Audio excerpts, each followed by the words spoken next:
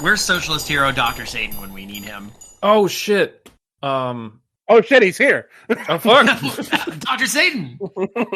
Yes, you called? I'm here. What do you horny fucks want to talk about now? Have you seen Keen recently? I was getting really bored without him. And I thought I was horny. But Paprika found a show from I think the 60s or something called Stingray, and it is a marionette show. So Alan may not be able to participate, but from just an appreciation side of it, it's about like this like it's kind of sea lab thing, but they're still on land. They're just like on an island, but they just do a bunch of aquatic stuff, but it's all marionettes. And these sets they've made are excruciatingly detailed. Like, just look up pictures online. They had one where they have to go investigate and to see if the Loch Ness Monster is real. It's a silly show for like babies. But they like go out of their way to make a fucking like seaside castle on the loch in Scotland, and then they do interiors of the castle in a fully built out fucking like dining room, and there's like real fire in the fireplace and actual candles, and also they're puppeting marionettes. And it's every time we watch it, I'm like, this show is dumb, but good fucking god, who like the amount of work that went into making all this is astounding. And like episode 2 is about a fucking ghost ship, like a little galleon, dude. Like, just look up pictures. It's fucking amazing. Absolutely. I mean, it sounds like the production value is surprisingly high considering what it is. Goddamn charts, and it's very pulpy too. So that's why we're watching it. I'm so good with that. That sounds awesome. Oh man. It's also it's also very 1960s because there's only 2 women in it, and one of them was like, number one, a receptionist, and oh man, I really wish I could go on one of the adventures with Troy Tempest. He's so dreamy. The other one's a woman they rescued from Atlantis who doesn't talk. So, naturally. Didn't have to pay another actress. Amazing. Can breathe on air, breathe on land and underwater, but can't talk. Doesn't know how to, only knows how to speak to fish, a la Aquaman. Her name is fucking Marina. Of course. Get it? Of course. Yes. The outro song is actually kind of a banger, though, because it's just, I think it's supposed to be the main character wooing her with song, and it's just singing her name. It's not bad. It's just called Stingray? Yeah, the show is just called Stingray. Okay. Everybody listening to this right now, it's out there. You can go find it. You can go listen to it. It gets the Abysmii seal of approval. I'm going to check it out. I'm going to totally do that. We might have to install a mod for Alan, so it's we replace all of the puppets with bears, but, Well, I have news on that front. Oh? Earlier today, I watched Muppet Christmas Carol. Hey. I need to know what you thought of it right now. This is, by the way, this is not Dregs anymore. Welcome to Undercooked Analysis. I need to know this right now. We all need to know this right now. It was fine. Yay! It was fine. And now that I've gotten through that, because it's the holidays, my plan is to next get through Muppet Treasure Island, so I will know what the fuck all of my pirate friends have been talking about for years. I would rate Treasure Island above Christmas Carol, personally.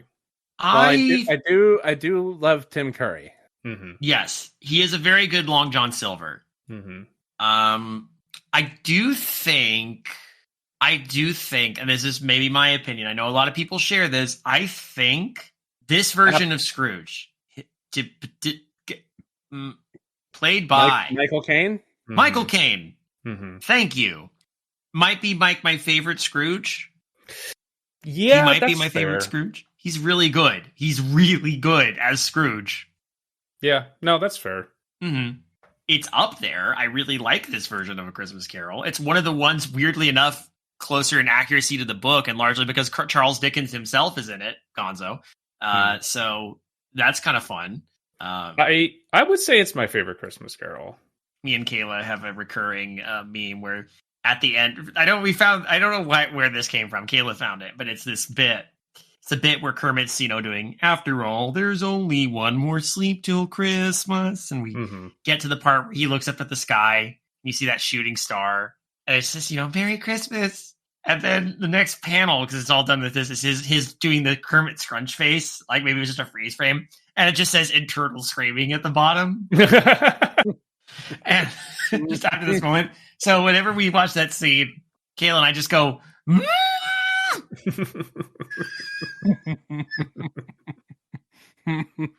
and we do that. We do a lot of that this time of year. We are firmly in the holidays, and I'm so sorry to everybody that it took us like a month to get back here, but we made it. It's December, and you're getting Undercooked Analysis. Yay! Yay! I'd say probably previously my favorite was Mickey's Christmas Carol. Oh, that's one too. That's way up there for me. You know what? I'll come back to it, but I was like, what is my favorite version of A Christmas Carol? And it might be Muppets, but I'm sure there's another version. It's like the first version I ever saw, but admittedly, it's not as good as a Muppet Christmas Carol. but I have the best version of something to share with you both. Okay.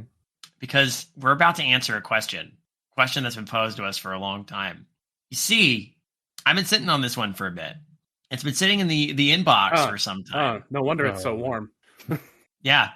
Sorry. It might be a little damp because it was supposed to be in the freezer. But it's okay. Julia Grane, our old friend Julia Grane. Right. Who may or may not be Rorshack, Rorshan, and Shortstory1, or Shortstory1.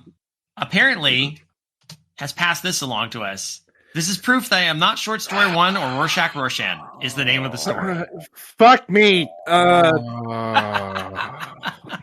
It's 4. And that is the title. I love blindsiding my co-hosts with stuff like this. This is criminal what you have just done to us. Merry Christmas. Internal screaming. David, this is not okay. We can't keep doing this. We're not. We're not going to keep doing this because after this, we're done. We're done with this. This is closing out an arc. We're putting our arc closures in order here because we have news. If you didn't hear it on the live stream, we can't. It's that. Daniel, we can't keep doing this. You had to pick the month where I can't drink. I have to do this sober. I'm getting a refill. It was either this or an SCP roundup because I got nothing else. Why the fuck not an SCP roundup then? Because I'm not prepared for an SCP roundup. Not a story from our personal cryptid. This is hard mode, gang. This is hard mode. I want to. Now, this is hard mode. We have to do this. It needs to get done. It needs to be put away. I wanted this to go out with a whimper, not a bang. Okay. If you wanted it to go out with a bang, we needed to read Operation Southern Spear, but we don't have that. I haven't written it yet. Damn it! Get on that, bitch. Well, I mean, to be fair, we have tentatively made the announcement that UCA, as we know it as a weekly entity, is about to wrap up. There will be something in its place. No one freak the fuck out. Yeah. And it's no one's fault. That's a lie. It's Dronian's fault. Well, we listen when the official thing drops. We'll explain better, but we have essentially audio of our reaction to that. Yeah, because yes, it is. It's no one's, but it is true. It is no one's fault. It's Dronian. No, it's Dronian's fault that your parents are getting divorced. I'm sorry. I am legitimately going to get a drink refill now. So okay. I don't think I've done a Shortstory1, a Rorshack, Rorshan, or a Julia Grane sober. This is going to be weird. Mm-hmm. Well, listen. We have to put something new. We have to do something different. We have to change it up. We got to pivot. This is one of the last 3 episodes of This Is a Regular Thing. Although it's not technically a regular thing because it was been a month since we did Raggedy Bill, and I feel bad about that. But stuff happened, and everyone, I love this show. I love working with my co-hosts. I love these people. They are my friends, my brothers, my comrades at arms. But we need to do something different. But I owe it to the stuff that's been loaded into the pipeline that it get covered. And to be clear, this is not the end of UCA. This is the end of UCA is the regular thing. More news on that as it develops. I promise. We have something. It's going to be very liberating for us and hopefully very liberating for all of you as well. And we're going to need it moving forward into the future of continued existential dread and increasing nihilism on our part. Listen to the dregs if you want to know more about that. There's everything in those dregs. And with that, dregs was... Well, it's been a while since we've all talked, so we needed to get it out of our system, And I'm sure a lot of this is just going to get cut by future Maureen because we're just stalling for time until Allen gets back with his drink. Man. This is going to give me psychic damage. I have a set of dice Kayla got me for my birthday of metal dice that I can be using to determine how much psychic damage if you felt so inclined. Yeah, no, I'm recording again. No, we're not done. It's going horrible. Oh, it's going horrible. Yeah, no, he's making me read another Rorshack story.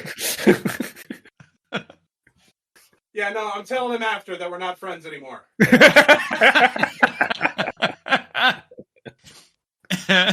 Yeah, no. I already booked a new therapy session, so that's... At least he's prepared. Anyway, I'm back. What's up? It's never been easier to book a therapy session now. Apparently, every fucking millennial who, did a degree in psychology could just do telehealth now, which is cool. Yeah. Always, it's good to have someone to talk to. Yeah. And that's where we're announcing our new sponsorship with BetterHealth.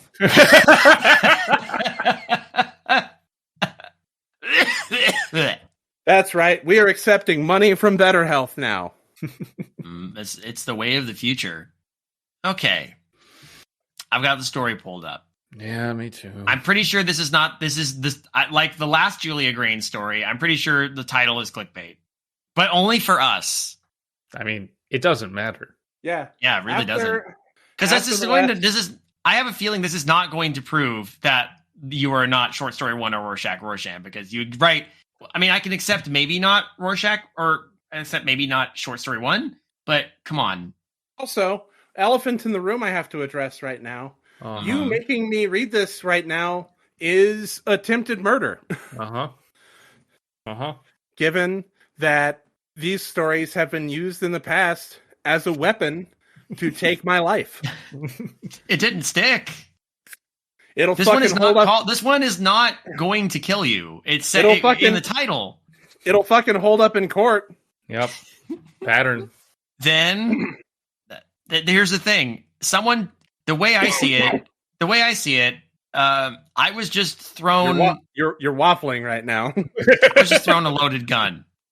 It wasn't my fault that I dropped it because I was so startled and it went off. Okay? They both reached for the gun. I am investigating. Your argument is bad. Your Honor, they threw the gun at me and I decided to drop it directly pointing at my friend. I knew it was loaded. I decided to drop it anyway. I'm a conscientious objector. I don't even look at guns. It scared me. I feared for my life. I'm going to hell. I mean, this is going to kill one or two of us because, again, the psychic damage compounded with my migraines might just explode my fucking head. Okay. All right. Well, let's do this. All right.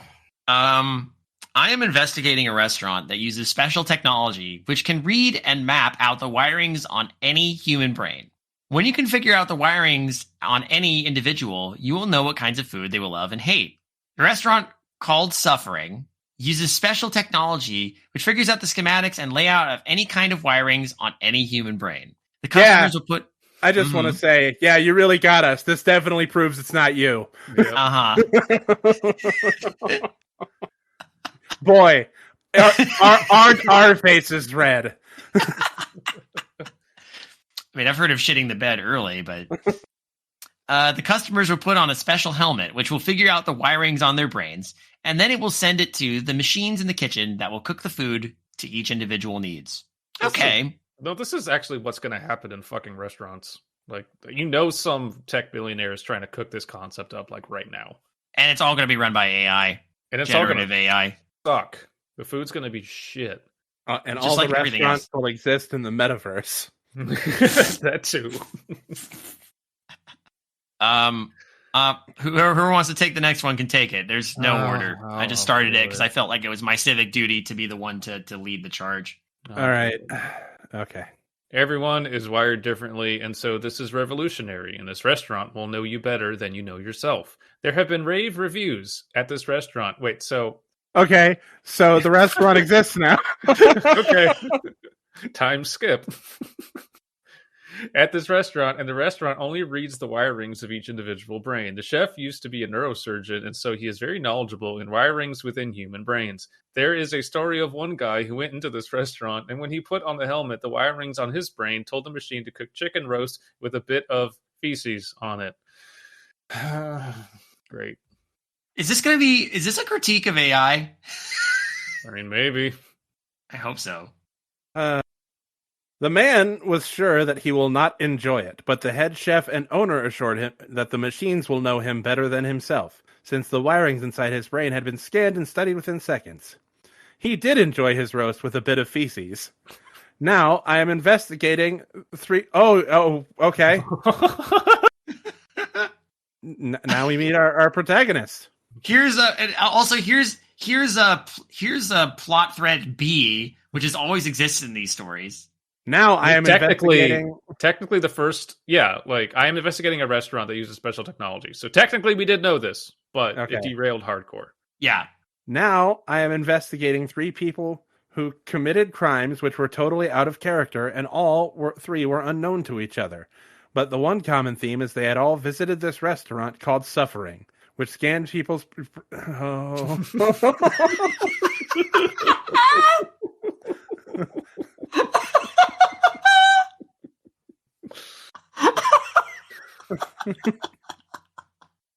There is no padding quite like Shortstory1-esque padding. I just felt a small portion of my soul escape my body.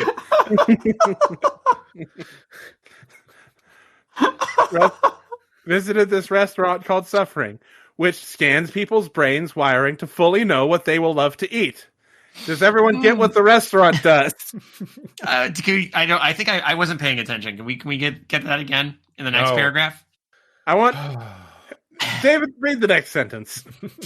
The first case was of a 10-year-old boy who visited this restaurant, and the next day he woke with permanent... I can't drink!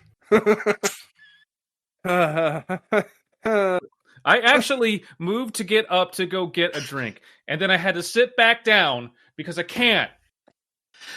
How am I supposed to read this? Hey, guys, remember how, like, I don't know, an hour before this, we were all in a car together? Yep. And I remember, like, screeching tires and, oh, guys, we're dead. We're dead and this is hell. If the 3 of us did, like, if the 3 of us went to Silent Hill, this would be a large facet of our experience. Welcome to Silent Hill. Is Julia Grane our pyramid head? Welcome to Silent Hill. Here's your short story. 1 story. Abysmii, you can't drink. Goodbye. David, you have to read the paragraph that's going to get you demonetized. And no, not even demonetized. It's going to get you thrown out of everything. I'm going to read it, and then Future Maureen's going to help me out. Okay? Yep. Okay. The first case, I'm just imagining, the first case was of a 10-year-old boy who visited this restaurant, and then the next day he awoke with ice cream. Chocolate ice cream. Everybody knows what the censorship sound is going to be, though. Oh, true. Yeah. Oh, good. The first case was of a 10-year-old boy who visited this restaurant, and then the next day awoke with permanent syndrome. The restaurant has been open for 20 years now. What? What? Hold on. What? In the first paragraph, the restaurant hadn't opened yet. What had it? What? Wait. I am investigating a restaurant that uses special technology that can read and map out the wirings of the human brain. The restaurant called Suffering. No, it didn't say it hadn't opened yet. The customers will put on a special helmet, which will figure out the wirings in their brains. Well, yeah, because that's what, or God, whatever. And then it will send it. Future. It's going to happen because it's already happening. Apparently. Hold on. I just have to reread this part to justify, because I think Abysmii caught it too. Yeah. It's everyone is wired differently. And so this is revolutionary. And this restaurant will know you better than you know yourself. Okay, will.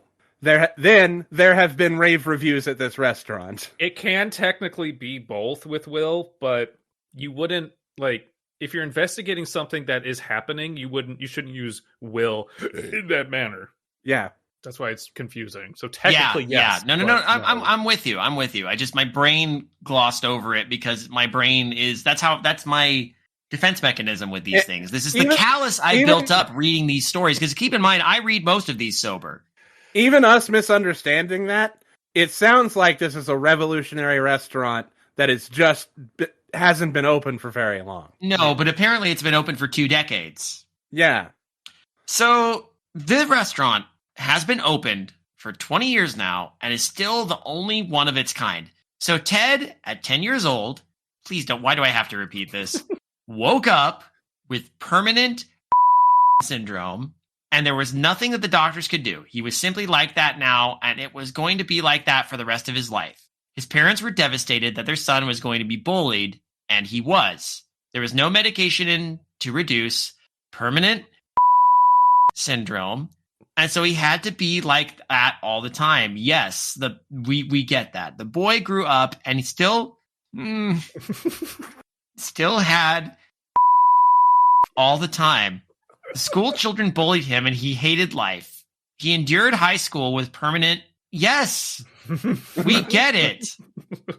Okay. A catharsis. I just... Are you okay? Yeah, I brought this on myself. I did bring this on I brought this on myself. It's my fault. Oh, I fully admit that. It tickles me. Like, have you seen the Invader Zim, where at one point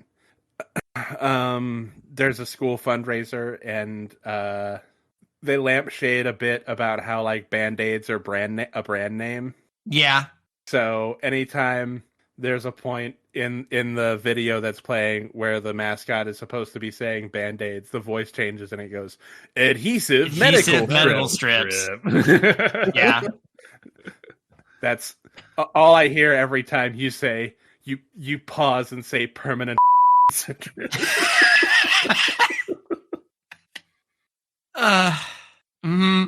Well, it's Future Maureen's going to find a funny way to do it because I don't know if we can put the entire rhino noise over that every time it comes up. That's going to get, or maybe we can. So I just did a quick Control F. The word erection is in this story 10 times. So you just did half of them. Thankfully, I believe that's Allen for the other half potentially. Nope, that's Abysmii. Oh no, wait, right. At least at least at this point, he's older. Yeah, technically. Yeah. Okay. We can uncensor it now. It's okay. Yeah. Yeah.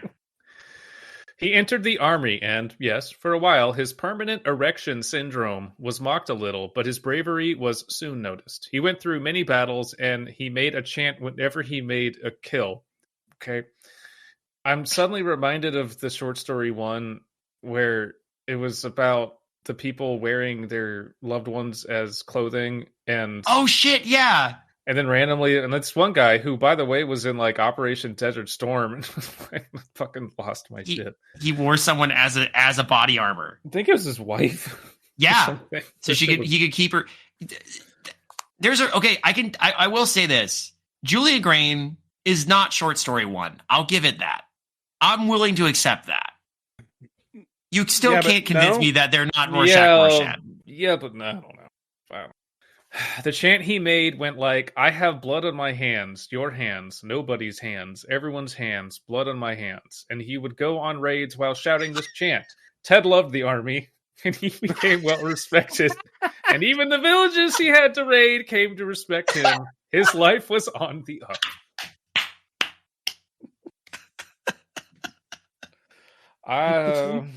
So this is Ted. Ted in I'm just imagining Ted in camouflage. an M60 in each hand. running through a village, screaming about blood on his hands, throbbing erection. And everyone's like, yay! Everyone in the village he's shooting up being like, yay, Ted! As they, oh my god. Before bullets rip through their flesh. Out of curiosity, do either of you make a tradition of listening to or have heard of Alice's Restaurant? Like the Arlo Guthrie song. Okay. I have a bone to pick with that song. Okay. Not about the song itself. There's a status update I made that I share around the same time every year. Mm-hmm. And everyone in the comments goes, Alice's Restaurant by Arlo Guthrie. And it's stepping all over my fucking joke. No. Mm-hmm. Like, so I made a post that I share every year. And it's, everyone always talks about how there's no Thanksgiving songs. But we could remedy that. We don't even necessarily have to write more. We could just start a random tradition. And I've suggested the tradition that we as a society, as a whole, decide that all Michael McDonald songs are Thanksgiving songs. And every time I post that, I get a few laugh reacts, and someone in the comments goes, Alice's Restaurant by Arlo Guthrie. And I'm like, that's not the joke. People kind of religiously defend that song. I see what someone's having a knee-jerk, like, reaction every time you do that. Or it's a bot. It's the Arlo Guthrie bot that defends Alice's Restaurant. You can make like 20,000 bots for $5 these days. We could. We totally could. Wow. Anyway, I bring it up because this whole thing about like, yay, thank you, Ted, as they're destroyed, is reminding me of the bit in Alice's Restaurant where he goes through the draft board and he just starts yelling, I want to kill. I want blood and bombs and veins in my teeth.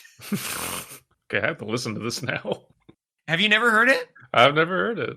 Oh my god, it's like 18 minutes of rambling nonsense that turns out to be an anti-war song. It's amazing. Perfect. Hell yes. I will send you a link. Do it, yeah. After this. All right, cool. Okay. It's become something I listen to on Thanksgiving just for the hell of it.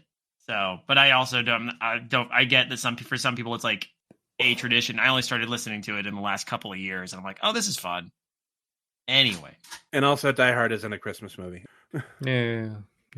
Well, you can get anything you want at Alice's Restaurant, and now I have a machine gun. Ho, ho, ho. Anyway. I'll take... Future Maureen, can we get the but anyway meme in there? Because I love that fucking meme. And 6 Underground. And the Rhino. But anyway, noise. 6 Underground. No, it's just all 3 of them in a row. Yeah, all of you have to suffer with us on this. Yes. I'll take the next few quick, short ones. Okay, they are pretty short. When he came back home from war, he suffered from PTSD. Everyone laughed at his permanent erection syndrome. He used to speak back against those who mocked him by asking them a question. Do you know how sleeping giants never existed? He spoke to his mockers. They do exist. They have become our mountains and fields, they would reply to Ted. If sleeping giants actually existed, wouldn't they randomly have morning wood? Like, we could... What the fuck is happening? This goes on. This goes on for multiple paragraphs. Like, if we could be going about our day and then suddenly something rises from the grounds from the mountains and hills, Ted would say to his mockers. He's hanging out. Yes, but what if the giants have permanent erection syndrome, and the pointy bits of all mountains and hills are the erections of those sleeping giants? One mocker told Ted, and they were all laughing at him. Ted was so humiliated that he started chanting, "I have blood on my hands, your hands, nobody's hands, everyone's hands, blood on my hands." And he kept saying it. "I have blood on my hands, your hands, nobody's hands, everyone's hands, blood on my hands."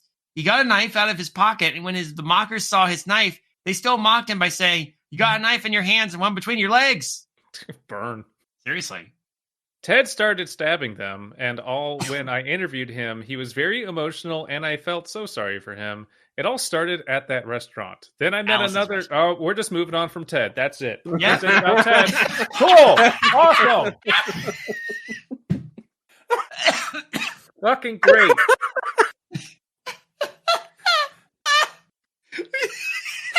We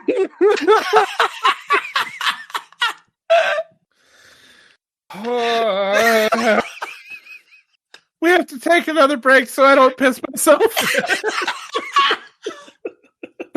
Like legit, not a joke.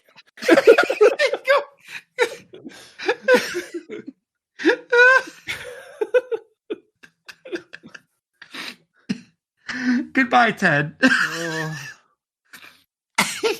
Yep. No, Ted's a vet that society has mocked, and so we started killing people. That's great. It's cool. Mm-hmm. Remember how I said this was all a metaphor for the enshittification of society? Like, I still stand by that. it's hard not to read that into every single one of these stories. Oh, yeah. But it's also hard not to be like, no, this has to be what this is about. This one in particular. Okay. Oh, my for God. context's sake, I should mention this has been sitting in the Midnight Marinara inbox pipeline for, as soon as it loads up, this has been sitting in my inbox since this time last year, since December 26th, 2024. So it was about time. So I wouldn't say ahead of the curve, but Well, I mean, we've been neglecting veterans for ever. I mean, yeah, forever. Again, this is why I need to throw you Alice's restaurant, because this is just it's refreshing. Yeah, I'm back. I was just listening to a Sun Ra album today, and Love Sun Ra. Hell yeah! So I don't mind long tracks that are just very blatant about what they are. Yeah. I did not even in the dregs talk about my vacation I went on, but I'll talk to you all about it later, because there were some stories I was going to tell. But save them for the next dregs. I'll save them for the next dregs, because that's fun. All right. It all started at that restaurant. Then I met another man who went to this restaurant, and then he became obsessed with aubergines, which are eggplants. Eggplants is the emoji for penis. Great. Mm-hmm. Okay. Rare theme going through these. He phoned into the police when he told us that the person he had imprisoned in his cell had kept his promise of not going to the He phoned into the police when he told us that the person he had imprisoned in his cellar had kept his promise of not going to the police. Who's imprisoned? I'm confused. It's not Ted. That's all I can tell. Definitely not Ted. Super not Ted.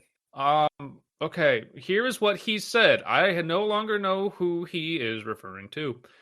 Aubergines, aubergines, aubergines. I can hear aubergines again in my head. And no, I am not going to do that thing with aubergines anymore. I do not care. I will never do the weird thing with the aubergines. When I see aubergines in my shop, though, I start to heat up aubergines again in my head. I do love aubergines, though. And the person who has lived for centuries will now have...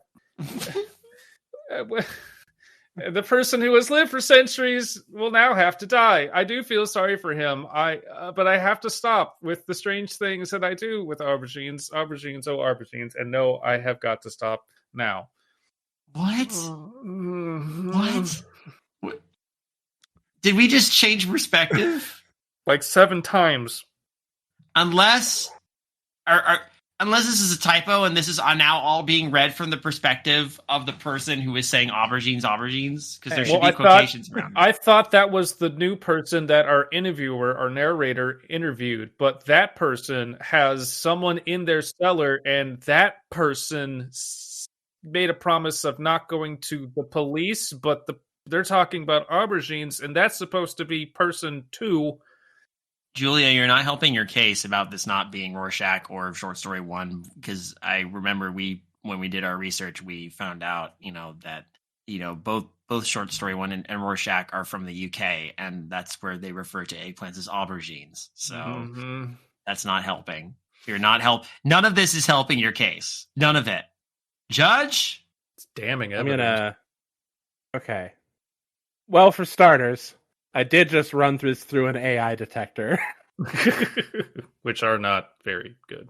Right. Still, apparently the percentage is so low, I think we're safe. Okay, thank you. Secondly, I think the more important thing that's not helping her case is, it's you. This is definitely it's definitely you. This is definitely you. Sorry. Definitely you. Yep. Uh-huh. No. This. No. Mm-mm. No. Sorry. Nice try. Hey Taco. I hope this being the last thing of yours where you're ever going to read has been worth it. Especially after having me read that whole bit about Ted, I'm not touching any of these ever again. I'm not touching that with a 10-foot erection. Maybe just one more time with the aubergines, and after that, I'll forever stop this act with the aubergines. Aubergines are low in fat and sugar and are a great source of fiber, so they are great for diabetics. So what I about to do? Oh, I'm sorry, one more time. So what I about to do is throw aubergines out there in the world. Dictated, not read. Yes, I'll do the strange act with aubergines one last time. It'll be incredible. And the old man will get to live for another 100 years. More life could be added to the old man if someone does a strange act with an aubergine. I then buy loads of aubergines. And I go down my cellar, where my prisoner begs me to let them out. They promise me that they will not go to the police. And I tell them about keeping them as prisoner in my cellar for 2 months. I believe this person, and I let them go. Then I instantly start becoming paranoid. And whether that person has told the police or not, I scream and shout as my anxiety reaches the mountains, and I regret ever letting them go. That was really good, Charlie. Honestly, yeah, that was pretty great. I feel like I gotta lean into that now. Every day, I am expecting the police at my house, and they never come. I don't feel like doing this strange act with aubergines anymore, as I am too full of anxiety, and force myself to do it, and I rub aubergines all over myself while shouting, aubergines, aubergines, aubergines. I can feel more life force going into the old man. Carol! Then, I go out, I find that person who I held as prisoner in my cellar for 2 months and never went to the police as promised. I was so amazed by their honesty of never going to police when they promise that they will never go. That is the last time I will ever sow the aubergine thing ever again. I was just going to have some pizza and beer with my best friend. Oh no, I drank all the beer and I ate all the pizza. Mine fell somewhere in between, like Bobcat Goldthwait and Dr. Steve Brule. Yeah, I'm not sure where mine was at, but it was a little bit just kind of. I was thinking, you know what? I think mine leaned a little in my mind leaned a little toward Alfred Cole as Dr. Eggman in the Snap Cube dubs, but that's a whole specific thing. Anyway. Yeah. Then I go out. Oh, sorry, we already did that. When he told us this, we went to his house and arrested him, and again I managed to trace back his weirdness with aubergine straight to that restaurant. This was confirmed by his family and friends, that after he visited that restaurant, he was never the same person. Then I met a guy who fed both his... Hell yeah. Give me a fucking minute. Then I met a guy who fed both his children to pigs as he unalived them. Why are we using demonetization safe wording? I have no idea. It's already too late. But the way he saw it was completely backwards and insane. Here's what he told us. I can only say I love you when someone's close to death. I don't know why, but it's always been like that. My daughter has never, ever heard me say that I love her, and I was really strict with her while she was growing up. I never said I love you to my daughter, and I know that sounds fucked up, but I needed to be prepared to live in a world run by wolves and devils. The only time I ever said I love you to my daughter was when a creature had nearly eaten her. Inside my favorite part of that. I know I embellished this a lot, but I really like. And I know that sounds fucked up. Is in the story that was verbatim. No, that was verbatim. But you adding that voice to it makes it feel more sincere, which is amazing. Really justifying the narrative for me here. Jesus. A world run by wolves and devils. Inside us are 2 wolves. And also 2 devils. Inside us are 2 wolves and 1 devil, and the wolves are fucking the devil, and they're all gay and they're all in love. They were all put there initially to try and control the deer population that are eating all of the grass. And they got real distracted. The deer just stared awkwardly. I saw a wolf and a devil in the closet, and they made a baby, and the baby stared at me.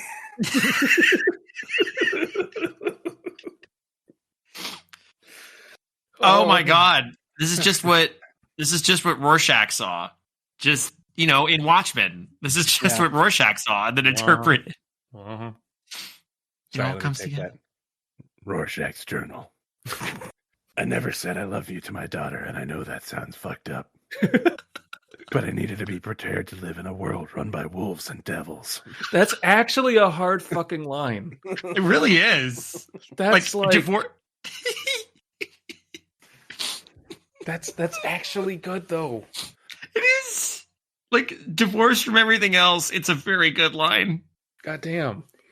As I saw my daughter nearly getting eaten by this creature, I shouted out loud, I love you! And then, luckily...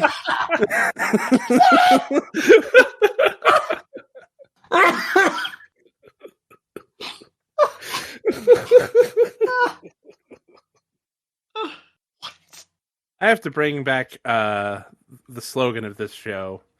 I was waiting for it. This show is dumb. Good night, sweet prince. Fuck. We will. Oh, go ahead. I'm sure the next show will be dumb too. They'll all be dumb. They will always be dumb.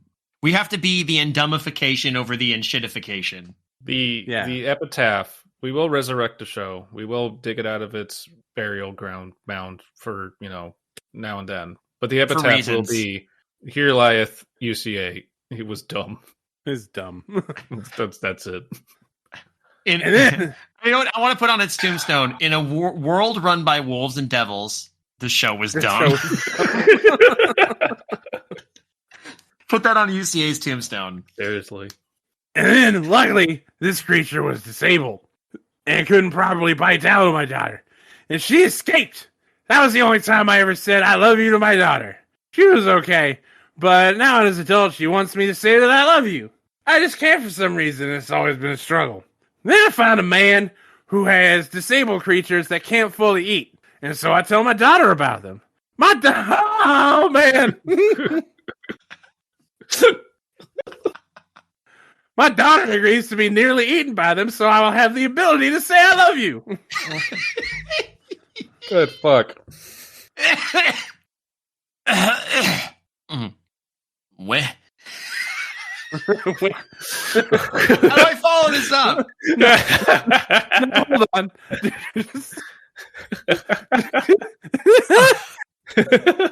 No, hold on, David. I'm holding. Did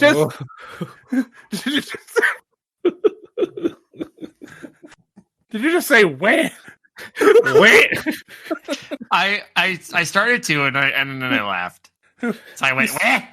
like Wario? More like well, no. Wario is Wario weh, and is Waluigi wah? No, Wario's wah. Waluigi is weh. Wah. Wah.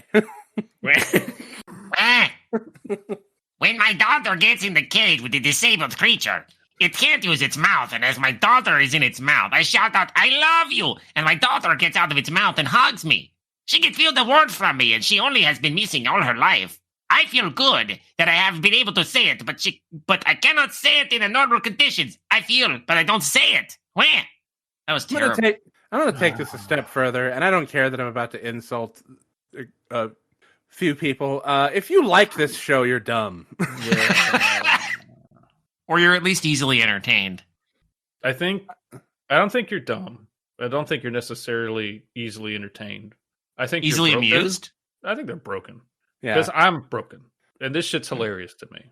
Honestly, it is for me too. That's the way I've been. I mean, I was prepared for the worst, but I'm having a good time. No, it's great. But every time this is like every time people at my job are like, "Oh, you do podcasts?" I heard about that. I was like, "Why do people keep telling people that I do podcasts? Fuck.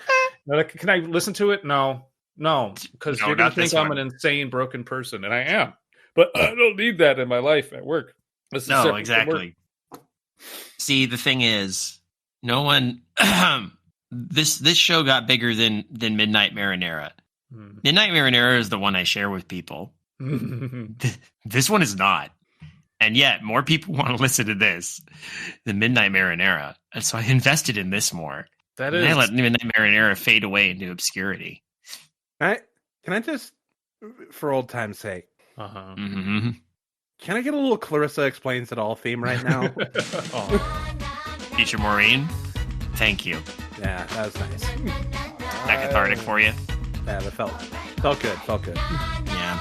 It is, now that we're kind of doing a retrospective, like, I remember I wrote a whole audio drama for Midnight Marinara. You did? I put my heart and soul into that. And what people remember about me is drunken ramblings over mind-crushing existential nonsense. And one of them is a lot easier to do. Involving a giant anglerfish. I'm still immensely proud of that episode. It was written beautifully, and I think everything came together for it in such a nice way. Everyone did amazing. I was so happy with it. Yeah. So happy with it. Okay. Shout out to Katie and Marissa and Atticus, our voice actors for that episode. They kicked ass. Hell yeah. And also to the text-to-speech program I used for Akami. Yeah. I did an episode too. You did. Mm-hmm. And it was good. And I had a lot of fun with that one. And I actually went to someone and had them record their piano bits for it because it demanded piano. And that was awesome. And I had so much fun with that one. Shout out to Eric and Zoe and Sam and... I like that we're already talking like this is the finale and we have a few more episodes. We're gonna be doing this feels like a finale. Maybe we should just end it here. Maybe we should, you know what? Fuck it. You don't get 200. No, you get 197. We've got 3 on deck for contests. There you go. We're going to exhaust. You know what? Fair. The thing though is, I do have a pipeline, a little bit of a pipeline for this because we have to hit we have to hit as many of the tropes as we can. This ticks this box. Next one, I got another one in mind. Last one, 200, got something special. Yeah. I'm hoping the hard part's over after this one. This should be. This is the hard part. This is the hardest part. We're almost done. We can do it. Okay. Well, I read my bit. Yeah, my turn. Okay. Then I realized that wait, are we on? Yeah. We're on Then When My Son. Okay, Then When My Son, sorry. Then when my son wanted to say that I love him, I struggled to say it, but he needed to hear it. Tough love was the best way to raise kids, in my opinion. Past tense. The only downside is that they will be messed up adults. So I drive my son to the guy with disabled creatures. I tell my son to get into the cage. Creature attacks him and tries to swallow him. I then shout that I love him as the creature tries to eat him, but it's disabled. Then I realized that this creature isn't disabled, and the guy must have made a mistake. My son was being eaten alive, and all I could say was, I love you. I love the voice. I love the voice so much. Just channeling every weird middle American yokel. Yeah, no, you both are like killing it on the voices. Honestly, these characters are so much fun for this reason. When he told us this, we immediately arrested him and found out that his unlogical, batshit crazy behavior started after eating at that restaurant. We know. We know. Mm-hmm. Unlogical, batshit crazy is the perfect way to cap out Shortstory1-esque everything. I went to that restaurant. The owner doesn't have any waiters or chefs, as it's completely robotic. Called it. Then I found an engineer who sometimes does repair work on them. I managed to get in contact with him, and I got him to talk. What he told me was unreal and Damn right. and damn right criminal. What is okay? It's supposed to be downright. Is it? Yeah. Like downright. Like that's downright criminal. I mean, is downright criminal? Probably. When customers put on the special helmets, the machine wasn't just reading their wiring to figure out what they would love. It was literally changing the wiring of their brain to whatever the machine felt like giving them to eat. The owner knows this. That's... What? Pardon? Are y'all ready for, like, the usual wet fart of an ending that comes with these? Okay. Ted wiring was changed so much that he had permanent erection syndrome. I don't know how that has anything to do with food, but okay. And the other two, their wirings were changed so much that they went nuts. It's illegal to change the wirings of any human brain. You can read and map them out, but not change them, as that could damage the person. We are going to arrest the owner and shut down the restaurant. First of all, that's untrue. We literally hire specialists to remap and rewire our brains through like pills and shit. We absolutely do that. Pills. Pills. I like that in the ending, he realized he didn't come up with interesting things for the other two people. So it's just like, that's why everyone was changed so much that he had permanent erection syndrome. And the other two, well, you read it, whatever. Whatever. I was half expecting the reveal to be that they investigated the restaurant, they went in the back, and it was Freddy Fazbear's Pizza. Like, I was so waiting for that dumb shit to happen. Oh. No, I don't think even Julia Grane would stoop that low. It's not kittens, it's chicken. I forgot that there's a sequel to that as a movie now. Oh, yeah. Yeah, I hear it's real bad. I don't, like... I'm not surprised. The first one wasn't very good. It was not. I think the first I mean, I did a whole episode about it with where I just asked a lot of lore questions to my friend Ash, so... Like, it wasn't bad, but it also wasn't good. New one has a 12% on... Oh, no. 12% on Rotten Tomatoes, 88% audience reviews. Well, I mean, it's one of them. It's for the fans have appeared. Yeah, they're there in force and mass. Yay that you like your thing. I can't knock that. Find joy where you can in this world. But could we just like not get a routine Blumhouse movie out of this? Like, can we do something interesting? Whatever. No. That's asking too much. No. That's just asking too much. At this point, that's just asking too much. The weirdest thing is that Scott Cawthon went through like how many years and how many scripts, and he's like, finally, I settled on it. This is the one. And it reads like every Blumhouse movie I've ever fucking seen. Like, this is what we had to settle on? Okay. I guess settle was the operative word. Settle. No, I stepped away from the first FNAF and I think the entirety of my review is just like, sure. Yeah, that's kind of my takeaway. That was kind of my takeaway from it. But again, Kayla and I did a whole ass episode of that with Ash, and it's up there if people want to listen to it. So I don't have to voice my opinion of it too much. I mean, the experience of watching it was fun. Oh, sure. I will, however, now give my review of the Five Nights at Freddy's 2 meal at Popeyes. Because I had that on a whim, and it was not good. I'm not surprised, though. What do you... What makes it particularly a Five Nights at Freddy's themed meal? They made it a little Italian themed, so it's because got of a pizza place. It's got garlic parm tenders, mozzarella cheese bites, and marinara for dipping, as well as a pink cupcake that, if I can quantify it, is the worst baked good I've ever had in my life. Oof, that's impressive. It's a wet cake covered in a gritty, runny pink frosting. Gross. Fun. Well, I mean, that's probably the quality of food you would get at Freddy Fazbear's Family Concert. Yeah. I thought I typically enjoy Popeyes. I don't know if they just sent me a bad batch of this meal. It was not good. Anyway, you are Shortstory1 and Rorshack Rorshan. Yeah. That's you. Yeah. It's you. You didn't trick us. And not only did you do that, but you failed to kill Allen. Yeah, I'm still alive this time. Not for lack of trying. Yeah. Yeah. So that was an adventure. Freshness ratings?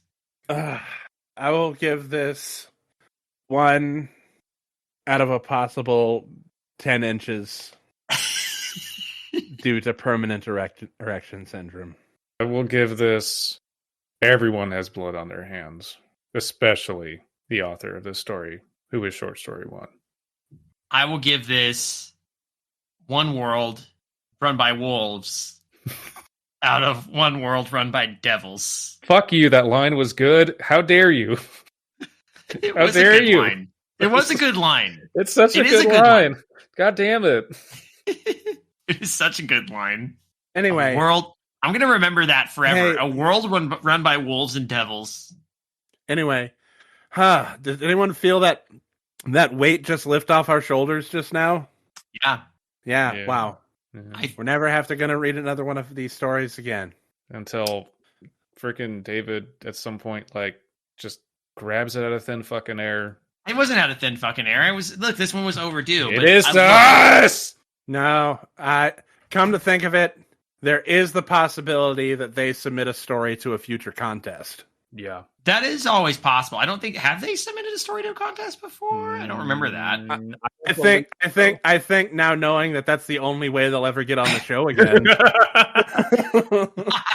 And they're going to use a different pseudonym, and one of us is going to be like, oh, you motherfucker. Yeah. How did you get in here? Before you go, could you pass a message along to future Maureen? Mm-hmm. To layer the rhino noise, the theme from Clarissa Explains It All, and 6 Underground over top of each other. Can I at least do the usual kind of plug outro before I do that, before I pass out the future Maureen?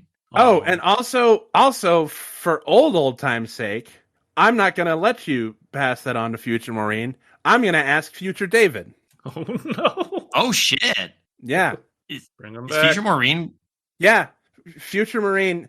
I forgot to tell you about this, guys. Because we're on such a nostalgia run for the last 3 episodes. I have let future Maureen go. No. Wait, no. What? Wow. Yeah. What? So Future David was handling the edits the whole time? Was he our Sam Reich? Mm-hmm. He is.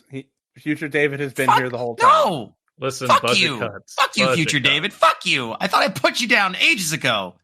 No, Future David has agreed to come back for the last few episodes. Okay. Catharsis. It is part of its contact. It's part of his contract. If you want to flip to page 7, I was here when the show was born, and I will be here to see it die. Mm-hmm. Fine. You know what? Fine. Future David can do the outro plug. I don't care anymore. I actually hired Future Maureen as my personal assistant, so okay, that's good. Well, he can handle that. She's getting paid well. I'm sure she is. So Also, we're lovers. And that explains why you always show up smelling like snickerdoodle cookies. Yeah. Mm-hmm. She's a real hot dish, let me tell you. I didn't want to have to do this, but you've all forced my hand. Julia Grane has another story in the pipeline that I haven't opened yet that says 3 Marvel and DC Comics fanfiction submissions. God fucking damn it. I knew it. That's I'm fucking... Fuck you. Fuck this show. I'm glad it's dying. Goodbye. Looks like I don't get to have that permanent retirement like I thought. Hey, it's the last 3 episodes. I might as well come out and do my bit. One last hurrah, right? Anyway, Future David here. Wanted to let you all know how much I appreciate you coming and listening to the podcast. We're in the home stretch in terms of the regular run. We'll get things handled, and then I can go back into the void, and Future Maureen can take over handling the editing for whatever those 3 idiots do next. With that in mind, I just want to give a little plug here. If you want to check out some of the other stuff on the Creative Horror Network, you know where to go, whether it's on the YouTube channel or on the website. You can also support the show via Patreon if you feel so inclined. Patreon.com/creative horror. You can go there, and with any sort of dollar donation, there's a bunch of stuff you can get your hands on, including drags and literally backlog material from both Midnight Marinara, from Undercooked Analysis, and from the other shows on the Creative Horror Network, and more will be coming eventually. Oh, while I'm here, I just want to give a little shameless plug. I've done some interesting voiceover work recently. A friend of mine is running a podcast called The Unlicensed Signal. It's a really interesting, speculative, kind of sci-fi and message of hope and resistance in a very fun, diegetic kind of way. I play the calibrated voice, which is the voice of the regime in this. So if you want to check it out, there will be links in the description, but you can find it under The Unlicensed Signal under most podcast apps and services and things out there. All right. That in mind, I'm going to go ahead and handle the last request that was put to me. Oy vey.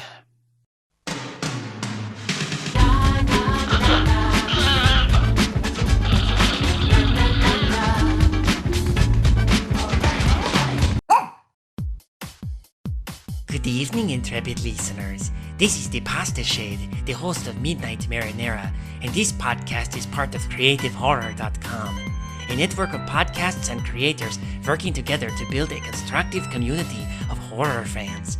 For more content like this, visit us at CreativeHorror.com.